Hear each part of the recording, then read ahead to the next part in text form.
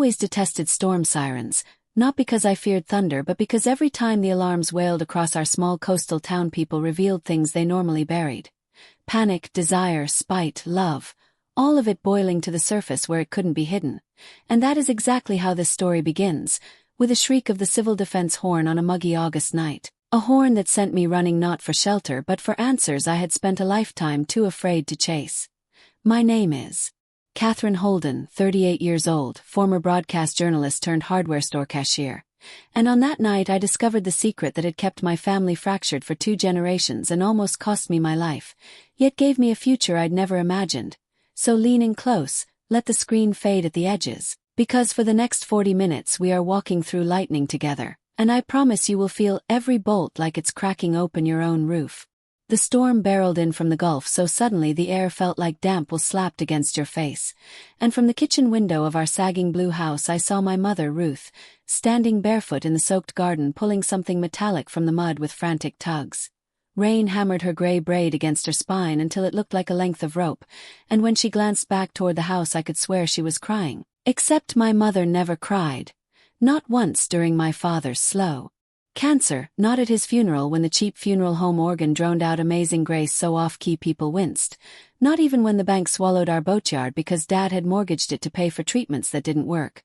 I dropped the dish towel, hopped the back steps, mud splashing my knees, and reached her just as wind yanked the garden gate off its hinges with a brittle crack. In her fist she clutched a rusted lockbox no larger than a paperback, its hinge barely hanging on, and stamped across the lid in black flaking paint was the name, Etta 1963. A name I'd only heard whispered by relatives when they thought children weren't listening, the name of my mother's vanished sister, the ghost who allegedly drowned one summer night before I was born, though no body, no police report, no obituary had ever surfaced. Mom's knuckles were white, nails caked in black soil, lips trembling. The sky split with a violet flash and I shouted, "What is that?" But the wind swallowed the words. She bolted, clutching the box to her chest, and I chased her through sideways rain past the old crabapple tree whose branches clawed at our clothes like fingers, up the back stairs where we dripped on cracked linoleum, then down the cellar steps where Dad's old workbench still smelled of tung oil and sawdust though he'd been gone 6 years. She slammed the door, clicked the padlock, trapped us below ground with only a lantern's jaundiced glow vibrating against stone walls as thunder rattled the joists. Without a word she pried the lid, metal shrieking, and pulled out 3 items. A brittle Polaroid of 2 teenage girls grinning on a pier under the 4th of July fireworks, one clearly my mother, the other with riotous auburn curls who must be Etta. A key ring bearing a brass tag engraved Room 11, Seafarer Motel, and an envelope sealed with crimson wax stamped in the shape of a nautilus shell. Mom's shoulders shook but her voice steadied into the tone she used when reading bedtime stories, the tone that made monsters sound almost kind. "Your aunt didn't drown, Catherine. She ran." The lantern hissed. Rain drummed overhead. She ran and I helped her disappear. I thought I buried every trace, but I was wrong. In that moment my life separated like oil and water. The before, where I believed family secrets were gothic fairy tales told to scare kids straight, and the after, where I realized secrets pulse like living hearts and if you follow the beat you may resurrect things long pronounced dead. I asked why Etta vanished and Mom said, "Because she loved someone our father forbade." She slid the photo beside the motel key, pressed the envelope into my palm, the wax already crumbling. "I'm too old to chase ghosts. You're the one who can fix what I broke." Lightning blinded the cellar window and thunder detonated so violently dust rained from the rafters. When the rumble faded I heard sirens, police or ambulance racing down Bay Street, and Mom whispered, "He's found us." Though she wouldn't say who. I'd always believed storms pass quickly, but this one lodged itself like a splinter. Power died, leaving only the lantern and our ragged breaths. Mom shoved the lockbox at me. "Go now, take my truck, drive south until the tank hits half, then look for the Seafarer Motel sign. Whatever Etta left will be there." She kissed my forehead, something she'd stopped doing when I turned 12, then shoved me up the steps. I protested, she needed help, the storm was vicious, but she locked the cellar door from the inside and shouted, "Go!" Sirens screeched closer. Through stained glass I glimpsed red-blue flashes racing the avenue. With adrenaline grinding my teeth I grabbed Dad's raincoat, wrapped the lockbox in trash bags, and sprinted to Mom's rust-eaten Chevy, wipers slapping frantically. The radio crackled. Tornado warning for Hancock County, seek shelter immediately. I laughed, half hysteria, half euphoria, because I was doing the opposite, driving into darkness with no plan except to exhume a 40-year lie. The highway south was a black ribbon vanishing under sheets of rain.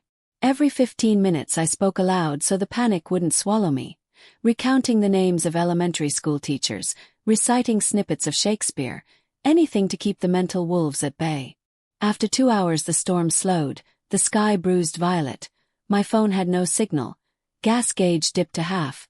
Right on cue a flickering neon shell appeared. Seafarer Motel, weekly rates, and no questions asked. The office was a trailer with warped stairs. Inside, a fan pushed cigarette smoke through air that smelled like stale beer. A man in a tank top watched Jeopardy! Reruns. Didn't look up until I set the brass key on the counter. His gaze sharpened. Ain't used those fobs since the 80s. I said nothing, just slid 220s across wood scarred by burns. He shrugged, grabbed a flashlight, led me down a row of cinderblock rooms facing dunes. Door 11's knob bore deep scratches like it had been pried by a screwdriver. Inside, stale salt air and mildew hit my lungs. The room was stripped except for a warped dresser and a wall mirror spotted like leopard skin. Water dripped somewhere. The manager grunted. Holler if you need linens, then left. I locked the door, peeled back sagging dresser drawers. Tapped the mirror frame, hollow. Behind it a cutout. Heart thrumming, I wrenched the frame. Plaster crumbled, revealing a manila envelope wrapped in plastic. Marker scrawl. Catherine H. Or Ruth F. Only. My mouth tasted of pennies. How did Etta know my name decades before my birth? I slit the tape. Inside, a microcassette labeled 2:17 a.m. August 5, 1978, a photograph of Etta pregnant on a beach with a smiling dark-skinned man in Coast Guard uniform, and a notarized birth certificate for a child named Samuel Felix Holden born August 5, 1978. My birthday, but mother listed as Etta Francesca Holden, father unknown. City, Gulfport. My vision blurred. All my life I'd celebrated August 5th as mine alone, but here was another baby sharing the date. A child my aunt birthed in secret while my own existence was still 10 months away. I rewind through memories. Mom always acted uneasy on my birthdays, Dad leaving early to fish even when he'd quit fishing. They fought that day each year. Could the child still be alive? Why had Mom hidden this? I pocketed the tape and birth certificate, locked the room, rain turning to mist. 20 paces across cracked asphalt a motorcycle idled. Headlight off, silhouetted by the sea's dull glow. A rider in black helmet watched me. Froze. He revved once, rolled forward, and I sprinted to the office, heart battering. The door was locked, lights out. I dove behind a vending machine. The motorcycle prowled past, tires crunching gravel, searching. When it faded I dashed to Mom's truck, threw the transmission into reverse, fishtailed onto the highway heading east toward Gulfport, windshield smeared with mist. Every mile I expected the biker's light to bloom in the mirror. At sunrise I reached Gulfport's derelict waterfront, shrimp boats listing like tired horses. Public Records Office opened at 8. I waited sweating, reading the photo of Etta and the coastie until the faces felt like mine. Inside, fluorescent tubes buzzed overhead. A clerk with pink curlers pointed me to the microfilm machines. I searched newspapers August 1978. Nothing. September, front page. Coast Guard petty officer missing at sea. Suspicion of foul play. Name, Diego Alvarez. Same man in photo. Article quoted anonymous witnesses. Last seen arguing with local businessman Franklin Holden at Pier 7.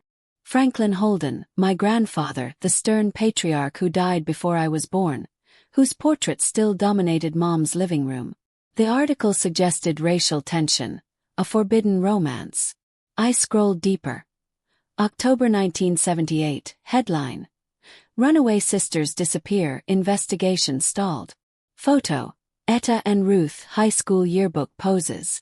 I nearly vomited. My mother had run too, but she came back. Etta vanished.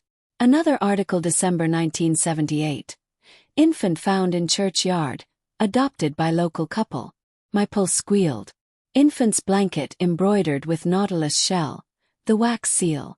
Adoption files sealed by court order. I printed everything, darted to the truck, hands shaking. Phone finally had signal. I dialed Mom. Voicemail. I left a breathless message. I know about Samuel. I know about Diego. Where are you? A rumble behind me, motorcycle. Black helmet. I floored the accelerator, weaving through port traffic. The bike followed at distance like a shark, never closing, never falling back. I spotted a police cruiser, slammed brakes, skidded behind it, laid on horn until the officer stepped out. The motorcycle vanished down an alley. I filed a report, shaky, describing pursuit. The officer skeptical but logged it. He asked why someone chased me. I blurted the story, truncated. Missing aunt, old family feud. He nodded slowly, said the Holden name still rang bells in Gulfport, told me to stay visible. I parked at a diner, needed caffeine. In the booth an elderly waitress refilled coffee, eyed the articles on my table, whispered, I knew Diego. Wee boy. Your granddaddy hated him. My throat tightened. She recounted how Franklin owned half the docks, ruled like a boot heel, forbidding his daughters from speaking to outsiders. When Etta got pregnant, Franklin reportedly beat Diego with a tire iron and paid 5 men to dump his body beyond the shipping channel, but the men chickened out and left him afloat near Cat Island. No official charges. Rumors said Franklin kept tabs on Etta through hired bikers, ex-military buddies who still resented integration. My mind flashed to the rider. I asked the waitress if she recalled a child left at Holy Mercy Church. She nodded, said the boy was adopted by a pastor's family, moved inland. Name changed to Simon Calhoun. I scribbled notes, thanked her, tipped too much. Called every Calhoun in the directory until a weary male voice answered. Yes, he was adopted. Yes, he was born August 5, 1978. Yes, he knew nothing of his birth parents but had questions, always questions. I drove inland 2 hours to Mason Springs, rehearsing explanations. At a modest ranch house a man in flannel opened the door. Late 30s, same hazel eyes as Mom, same stubborn jaw. He studied me like déjà vu. I stammered, unveiled the birth certificate. His face crumpled, defensiveness folding into raw wonder. Over coffee we compared childhoods. He loved the sea without knowing why. I feared storm sirens. I showed the Polaroid. He stroked Etta's face, whispered, Mother. I played the microcassette on an old dictaphone we found in his garage. Etta's voice crackled. If you're hearing this, I'm gone. Ruth, Catherine, whoever finds Sam, tell him Diego loved him. Franklin's men won't stop. Run north to the cabin at Coyote Ridge. The Nautilus is the key. She coughed, tape ended. Sam asked what Nautilus meant. I recalled the wax seal, the blanket. On impulse we dissected the lockbox lid, pried off the bottom. Inside foam padding, a silver Nautilus pendant hung on a chain, shell segments etched with numbers, coordinates. We Googled. Coyote Ridge, Tennessee mountains. Sam phoned his adoptive parents, told them vague truths. They wept, blessed our journey. He packed a duffel. Before leaving Mason Springs we heard motorcycles. 2 now, circling blocks. We fled through back roads, followed by dust plumes. Night fell as we climbed Appalachian switchbacks. Rain returned, of course. At 2 a.m. we reached a dilapidated cabin under leaning pines. Inside, candles already lit. Mom sat at a wooden table, eyes red but fierce. She smiled at Sam like she'd known him forever, whispered, My baby nephew, and hugged him. I stood stunned until she pulled me into the embrace. She said she'd lured Franklin's last enforcer south with a lockbox bait, then slipped away. But we had little time. More bikers would come. Floorboards creaked overhead. An elderly woman descended stairs, auburn curls streaked with silver. Etta alive, though thin as smoke. Sam collapsed into her arms. Tears glistened. Thunder boomed. Etta explained she'd faked drowning with Ruth's help, hid while pregnant, arranged adoption to protect Sam, but Franklin's reach persisted. She'd waited decades for her father's death, but enforcers still feared secrets getting out. Now with Sam found, they could testify, expose everything. We huddled planning. Drive to the state attorney next morning with documents, Polaroids, Etta alive as witness. But wheels crunched gravel outside. Headlights knifed through cracks. We whispered, killed candles. Footfalls, male voices.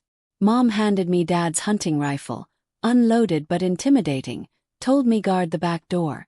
Sam and Etta barricaded front with furniture. Rain hammered tin roof. A biker kicked the door, wood splinted. I stepped onto porch shadow, cocked the empty rifle loudly. "Sheriff's behind me," I shouted. Engines roared, tires sprayed mud. They fled into darkness. Police arrived at dawn. Mom had called them hours earlier, tipping about fugitives. Officers found tire tracks, shell casings from bikers' guns, proof of attack. At the courthouse, prosecutors listened in disbelief as Etta testified. Sam confirmed identity, the waitress statement, the news archives, the cassette. A grand jury convened, issued warrants for surviving conspirators. Media swarmed. Headlines read, "Woman presumed dead since 1978 emerges, uncovers racist murder plot." Franklin's empire crumbled posthumously. Estate seized. Money redirected to victims' funds. Months later, Sam stood beside me on a cliff overlooking the Gulf. Ashes of Diego Alvarez. Swirling into wind, Etta held Ruth's hand, and together they said goodbye to the man whose love had sparked a war and birthed a family. When the urn emptied, storm sirens wailed in town below, but this time I didn't flinch. I wrapped an arm around my brother. Yes, brother, and felt the rumble roll through my bones like a song. I realized storms don't just destroy. They reveal, they cleanse, they wire the sky so truth can travel faster than any lie. If you've listened this far, maybe there's a siren in your life you've been ignoring. Maybe tonight is the night you chase its sound down a dark highway and find the thing you were always meant to hold. And if the road feels lonely, remember a woman once drove through lightning to bring her family back from the dead, and she is telling you right now. Keep driving, because on the other side of terror waits a dawn you can trust.